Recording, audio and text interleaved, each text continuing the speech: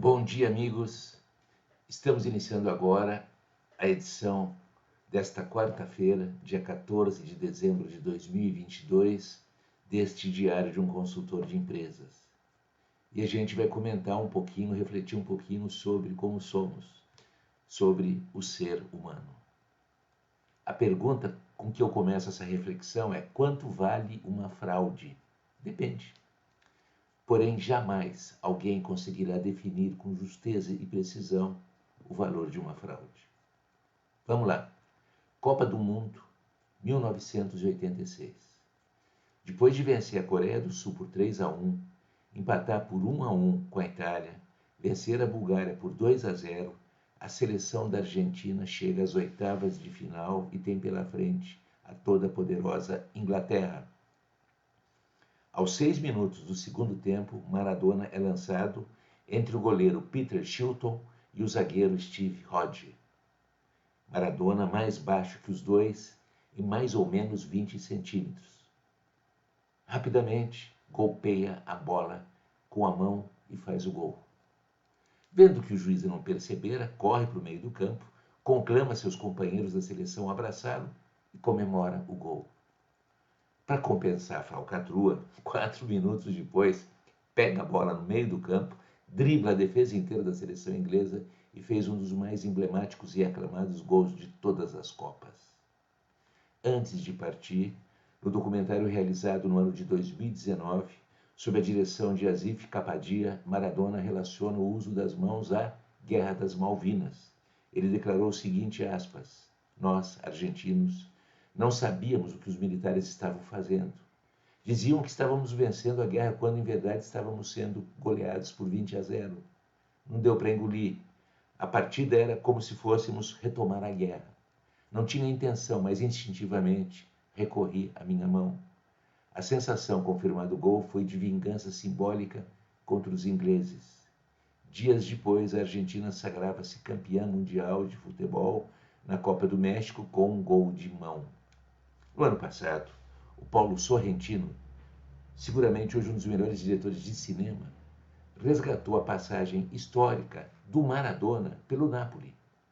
Um time inesquecível e ainda com a presença de 2 brasileiros, do alemão e do Careca.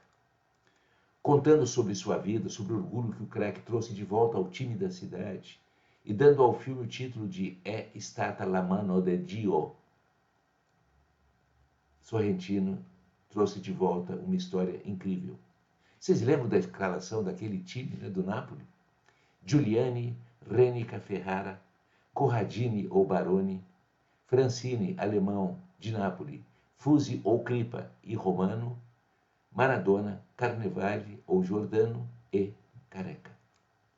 Esse é o time que fez a cidade resgatar durante anos muito do orgulho dos seus cidadãos. Na Copa seguinte, a de 1990, na Itália, e em plena campanha de fair play, promovida pela FIFA em decorrência do gol de mão do Maradona, o astro voltou a recorrer à mão de Deus. Impediu que sua seleção sofresse um gol contra a Rússia. O juiz sueco, o Erik Fredriksson, não viu e o jogo foi em frente. Talvez, e para os juízes, Maradona, além de craque espetacular, tivesse uma mão invisível. Toda essa história se conclui, por enquanto, no valuation de tudo o que aconteceu.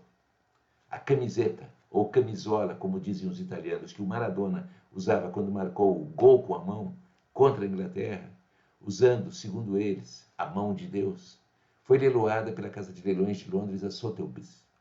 Leilão concluído na quarta-feira, 4 de maio de 2022, e superando todas as estimativas iniciais, foi arrematado por 7,142,5 milhões de libras, equivalente a aproximadamente 45 milhões de reais naquele dia. Em todas as pesquisas realizadas a respeito do lance histórico, Maradona foi totalmente perdoado. A quase totalidade dos respondentes colocou a culpa no juiz. Sem querer, instintivamente, Maradona viu sua mão deslocar-se em direção à bola e não teve como evitar. Uma notinha final aqui para terminar, né? Numa entrevista explicando sua decisão de filmar É stata la mano de Dio, talvez Paulo Sorrentino tenha antecipado a razão de nosso comportamento complacente em relação a determinadas falcatruas. Sorrentino disse o seguinte: existe uma conexão clara entre la muerte de mis padres e mi decisión de convertir-me em cineasta. Lo único que se me ocorrió para suportar lo sucedido foi criar realidades paralelas que me permitieran evadir la realidade. Ou seja, amigos, realidades paralelas. Assim somos nós. Em situações específicas e tensas e excepcionais, recorremos às realidades paralelas. Bom dia e até amanhã.